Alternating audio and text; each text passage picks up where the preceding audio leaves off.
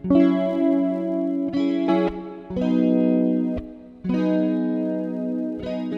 welcome back to my YouTube channel. ඉතින් ගොඩක් කාලකට පස්සේ තමයි වීඩියෝ එකක් ගෙනාවේ.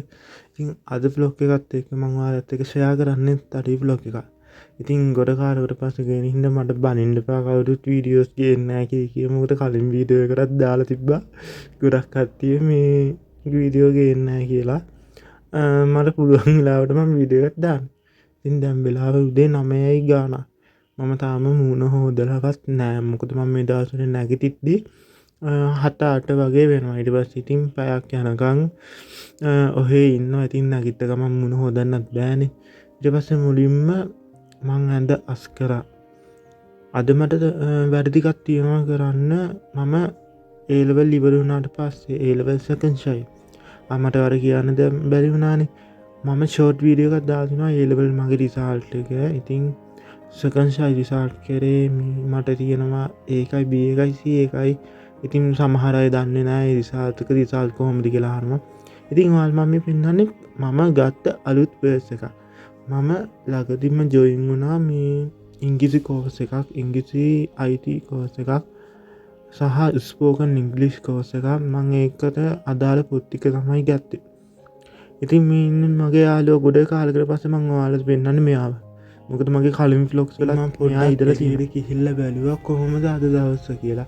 අද දවස ඇත්තටම ලස්සන දවසක්. ඉර පායලා ගස් කොළන් නැවුම් වෙලා හරිම අමුතු ෆීලිං එකක් දැනෙන්නේ. ඉතින් ගෙදර ඉඳන් වුණත් අවත තියෙන ගස් වැල් දිහා බලලා සතුටු වෙන කෙනෙක් මම. මට ඔයාලට දෙයක් කියන්න ඕන. මම දිගටම වීඩියෝස් ගේනවා දැන් ඉඳන්. මොකද මම කලින් A level ඉවර වුණාට පස්සේ මට ඇත්තටම වීඩියෝස් ගේන්න තිබ්බේ නැහැ.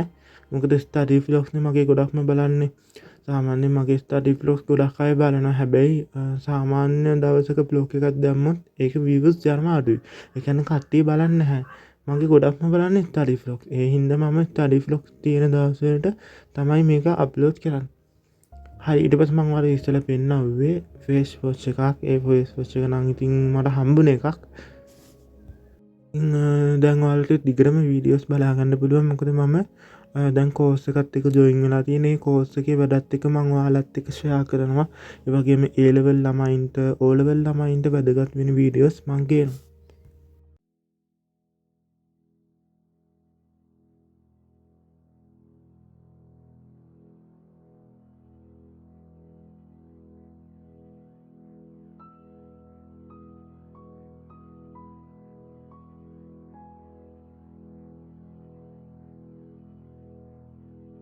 ඉතින් මං සාමාන්‍යයෙන් මං ගැන හිතන කෙනෙක්. ඒ කියන්නේ self love කරන කෙනෙක්.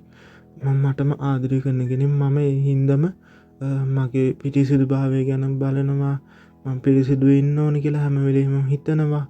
එතකොට මම වෙනුවෙන් නිදහස් කාලයක් ලබා දෙනවා. ඒ කියන්නේ එළියට යනවා, ඇවිදිනවා, ඒ වගේම කොයි හරි යන්න හිතුනොත් යනවා. සමහර වෙලාවට අතේ සල්ලි නැතුව ඉතින් කොයි හරි යන්න හම්බෙන්නේ නැහැ. ඒ වෙලාවට ඉතින් මම කරන්නේ හිත හදාගෙන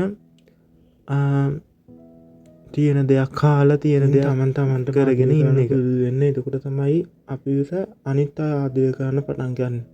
මොකද තමන් ලස්සනට හිටියොත්, පිළිවෙලකට හිටියොත් අනිත් අය කැමතිවත් කිසිම තරහක් තියාගන්න එපා. හැම එකම හොඳින් ඉන්න බලන්න. එතකොට ඔයාලට නිකම්ම ආදරය වෙනවා. ඉතින් මොන දෙයකටත් කලින් ඉස්සලාම උදේට කාලා ඉන්න ඕනේනේ. අපි උදේට කාලාම වැඩ පටන් ගමු.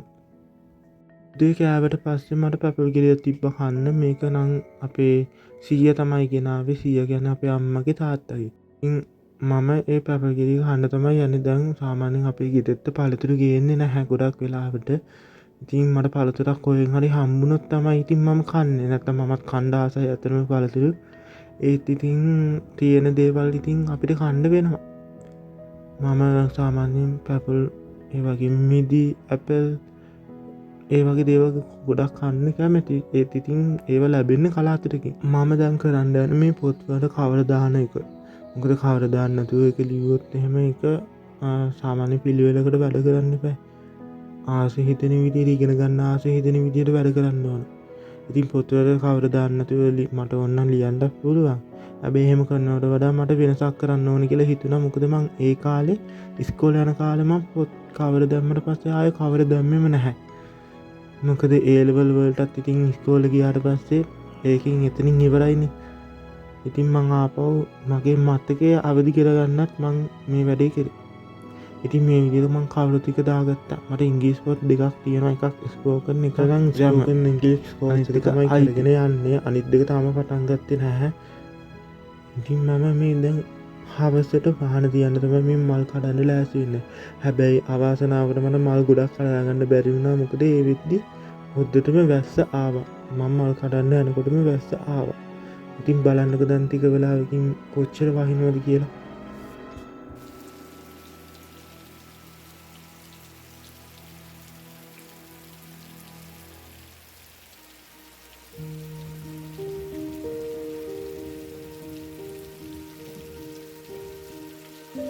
ඉතින් අපේ ගෙදර තිබ්බ ඉස්සරහ මල් ටිකයි අපේ පිටිපස්සෙත් මල් ජාතියක් හැදෙනවා. ඒකත් කඩාගෙන මම පහන තියලා පූජා කරා.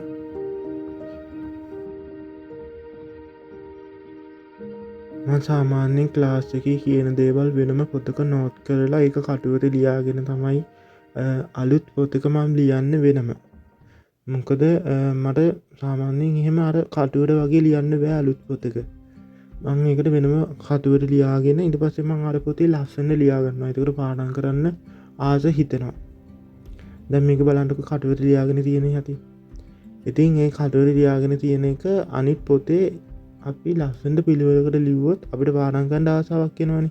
ඉතින් එහෙම ආසාවක් එන විදිහට තමයි මම නෝට් ටික හදාගන්න යන්නේ. මේක A level ළමයින්ට මුල ඉඳන් නම් අවුලක් නෑ. හැබැයි මාස ගානක් තියාගෙන මාස 5-6ක් තියාගෙන ඔය වැඩේ කරන්න යන්න එපා. මොකද කාලය ගොඩක් වටිනවා A level වලට.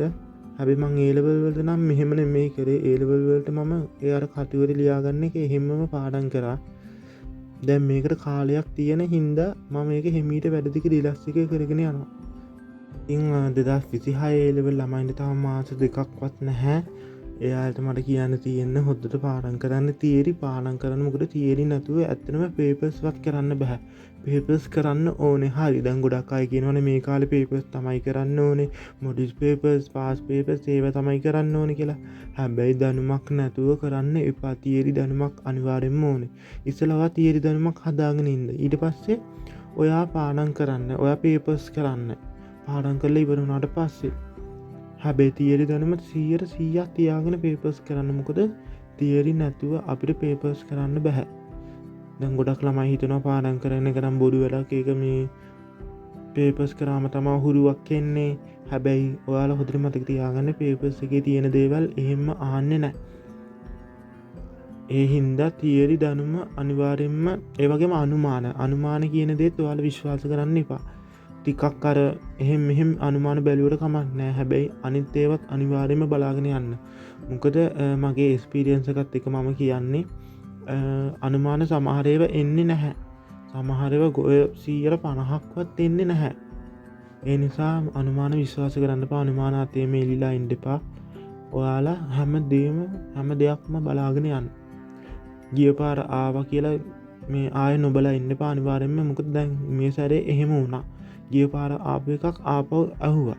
සාමාන්‍යයෙන් එක ළඟ අවුරුදු 2ක පාඩම් අහන්නේ නැහනේ. මං කියන්නේ අනිත් ඒ සබ්ජෙක්ට් වල නම් කොහොමද දන්නේ. මං කරන සබ්ජෙක්ට් එකේ නම් එක ළඟ එහෙම අහන්නේ නැහැ. හැබැයි මේ පාර එක ළඟ එහෙම අහුවා. ඒ හින්දා මං කියන්නේ කොයිම වෙලාවකවත් අනුමාන විතරක් බලන්නේ නැතුව තමන්ගේ හැමදේම සිලබස් එකේ තියෙන හැම දෙයක්ම පුළුවන් උපරිමයෙන් පාඩම් කරලා ලියන්න.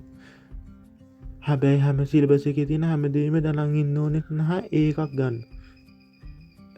ඒකට ඔයා පොඩි ක්‍රම තියෙනවා. පොඩි පාඩම් කරන්න ඕන දේවල් මොනවද? පාඩම් සාමාන්‍ය හැම අවුරුද්දම වගේ අහන පාඩම් මොනවද? ඒ වගේ ලකුණු වැඩි කරගන්න විදිය ඒව පොඩ්ඩක් ඔයා හොයලා බලන්න. අපි 2026 level අයට මං කියන්න තියෙන්නේ පුළුවන් තරම් තියරි පාඩම් කරන්න. ඒත් එක්කම පේපර් එකක් දෙකක් කරලා ගියාම ඇති. ප්‍රධානම දේ තමයි තියරි හොඳට පාඩම් කරන එක. ඉතින් මට ඔයාලට දෙයක් කියන්න තියෙනවා. මම ජියෝග්‍රැෆි ක්ලාස් එකක් පටන් ගත්තා. ඒක ඔයාලට සම්බන්ධ වෙන්න පුළුවන් ක්ලාස් එකක් කියන්නේ. ඒක ඇත්තටම කරන්නේ Zoom එකෙන් නෙමෙයි. WhatsApp එක හරහා තමයි ඒක කරන්නේ. WhatsApp එකේ මම ඔයාලට නෝට් ටික දාලා දෙනවා. එතකොට voice මැසේජ් වලින් මම ඔයාලට පැහැදිලි කරලා දෙනවා මේක කොහොමද වෙන්නේ. මේ පාඩම මේ විදිහට ළමයින්ට කියලා දීපු විදිහ මං කලින් කිව්වා වගේ තමයි තියෙන්නේ. ඉතින් මට ඔයාලට පුළුවන් නම් මේ ටිකම ඔයාලට දාන්න පුළුවන්. එතකොට ඔයාලා තීරණය කරන්න. ඔයාලට තේරෙනවා නම් ඔයාලට පුළුවන් ඔයාලගේ අමාරු පාඩම් මට කියලා කවර් කරගන්න. හැබැයි මම පුංචි මුදලක් ගන්න රුපියල් 1000ක වගේ මුදලක් එක පාඩමකට. ඉතින් ඔයා කැමති නම් ජොයින් වෙන්න පුළුවන්. මම ඩිස්ක්‍රිප්ෂන් බොක්ස් එකේ දාලා තියෙනවා channel දෙකේම link එක. ඒ කියන්නේ ප්‍රධාන channel එක තමයි දැන් ඔය යන්නේ. කලින් ජෝග්‍රෆි channel එක ජෝග්‍රෆි කරන ළමයි ඒකට ජොයින් වෙන්න. පාඩම් කරලා එකතු වෙලා පාඩම් කරන කැමති ළමයි මේකට ජොයින් වෙන්න. එහෙනම් අලුත් වීඩියෝ එකකින් හම්බ වෙනකන් හැමෝම සතුටින් පරිස්සමින් ඉන්න.